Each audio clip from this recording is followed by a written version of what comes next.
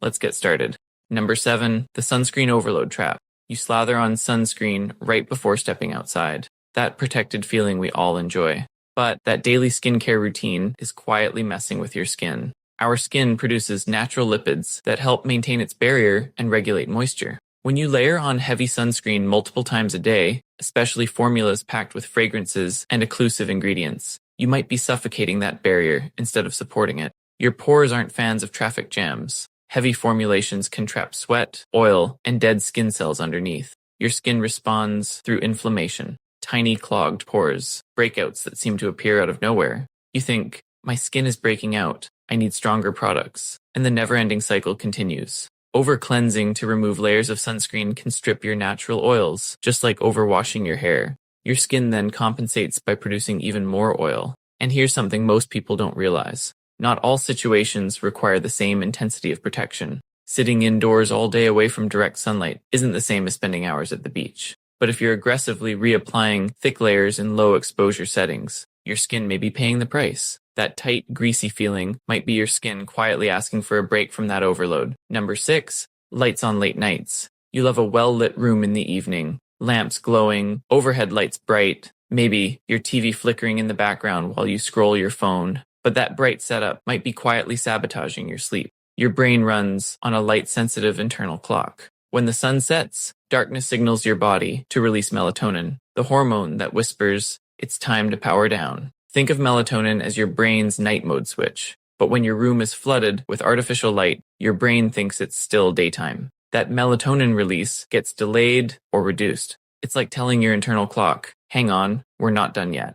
This bright light trap doesn't just affect when you fall asleep. It alters your sleep quality too. You'll get less deep and REM sleep, stages where your brain files memories, repairs cells, and recalibrates emotions. Even moderate indoor lighting in the evening can reduce melatonin levels significantly. Your eyes have specialized cells that detect light intensity, even if you're not staring directly at the bulb. You might think, I'm tired, light doesn't matter. But your biology disagrees. For thousands of years, sunset meant darkness. Your system is wired for dim evenings and bright mornings. Sleep experts often recommend dimming lights an hour or two before bed and limiting intense screen exposure. Number 5, the caffeine cutoff chaos. You power through the afternoon slump with another cup of coffee, or it might just be a pre-workout before the gym. But that innocent late-day caffeine habit might be quietly hijacking your brain. Caffeine doesn't give you energy. Just blocks adenosine, a chemical that builds up in your brain throughout the day and creates sleep pressure.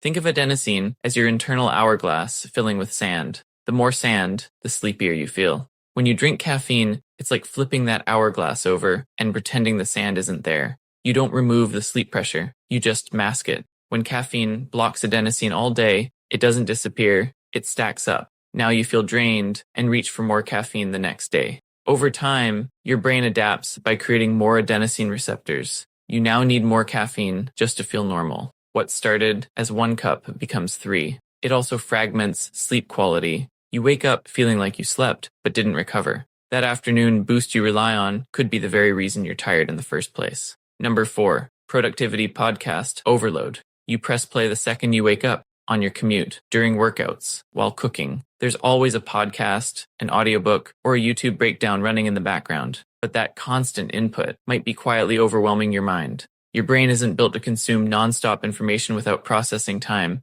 It needs silence, the way muscles need rest days. Moments where nothing is coming in so it can sort, store, and integrate what's already there. When you flood it with continuous content, you're stacking new information on top of unprocessed thoughts. There's a sneaky dopamine loop here too. Starting a new episode feels exciting. Your brain rewards you for exposure to ideas, not their execution, so you keep consuming. One more episode, one more summary, one more life-changing insight. Meanwhile, the true reflection simply disappears, and reflection is where growth actually happens. That quiet walk without headphones, that commute in silence. Those are the moments your brain connects the dots, solves problems, and generates original ideas. Over time, constant cognitive stimulation can also increase mental fatigue. You might notice you're tired, even though you haven't done anything physically demanding. That endless stream of self-improving content might feel like progress, but without breaks and actual implementation, it's nothing more than noise. Number 3, the catch-up workout crash.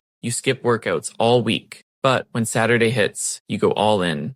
2-hour gym session, intense cardio, heavy lifting. You leave drenched in sweat, feeling heroic, like you've erased the week in one shot. But that weekend warrior habit might be quietly punishing your body. Your muscles, joints, and connective tissues adapt to consistent stress. But long gaps, followed by sudden overload, that's a shock to the system. Think of your body like a rubber band. Stretch it gradually and repeatedly, it gets more flexible. Yank it hard after leaving it untouched all week, and you risk strain, micro tears, inflammation, and sometimes even a full-blown injury. You wake up Sunday barely able to walk. You laugh it off thinking, leg day did its job. But extreme soreness isn't always a badge of honor. It can be a sign your body wasn't prepared for that level of demand. There's also the psychological trap.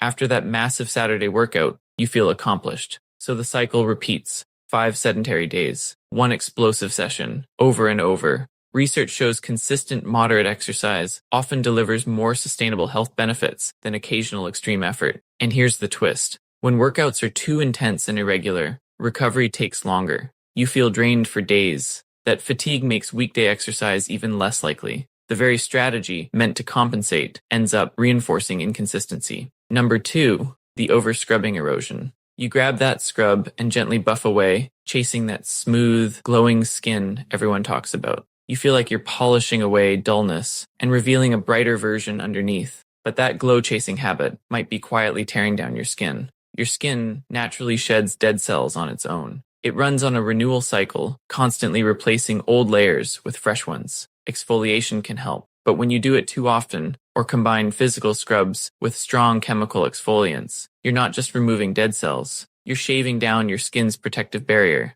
When your barrier is compromised, inflammation increases, and inflammation can actually trigger more oil production and more acne, the very thing you were trying to fix. Dermatologists often recommend limiting exfoliation to a few times a week, depending on your skin type. Number 1, water overload obsession. You carry that giant water bottle everywhere. You've heard it 1,000 times. Stay hydrated. So you sip all day. It feels disciplined. But that constant chugging might be quietly throwing your body off balance. Water is indeed essential. Every cell depends on it. But your body already has a built-in hydration system called thirst. It's not a design flaw. It's a finely tuned signal developed over thousands of years. When you drink far beyond thirst, especially in short periods, you dilute electrolytes in your blood. Sodium levels can drop. And sodium isn't the villain it's often made out to be. It's critical for nerve function, muscle contraction, and maintaining fluid balance. When you're constantly sipping, you may override natural cues. Thirst becomes irrelevant. You drink because the bottle is there, because your app reminds you, because social media said a gallon a day is optimal. And here's the twist. Overhydrating can actually disrupt sleep. If you're pounding water in the evening to hit a target, you're more likely to wake up at night to use the bathroom. Now your healthy habit is fragmenting your rest. Doctors generally recommend drinking when you're thirsty and adjusting intake based on activity and heat. That's all for this video. Make sure to subscribe to watch similar videos in the future.